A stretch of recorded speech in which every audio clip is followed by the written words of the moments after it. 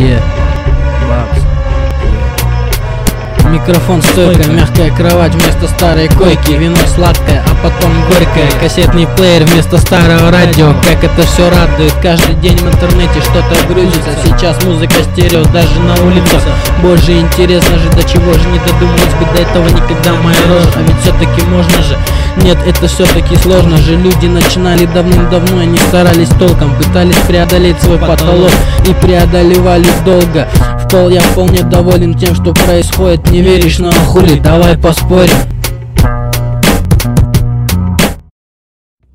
Брат, быть в небесах заебок, высказался оцени исток изложения маленькой девочки, понявшей, что такое намек через мой порог. Смотри послание на картине, это что хотел автор передать, но не знал, кому высечено.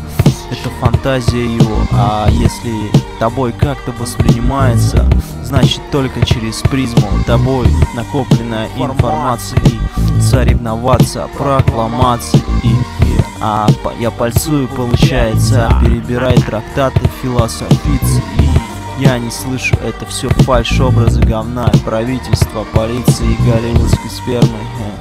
Такова их позиция, или поза, или поздно говорить про небо, что это отражением нашей глазницы, матрицы, кабала и прочие яйца.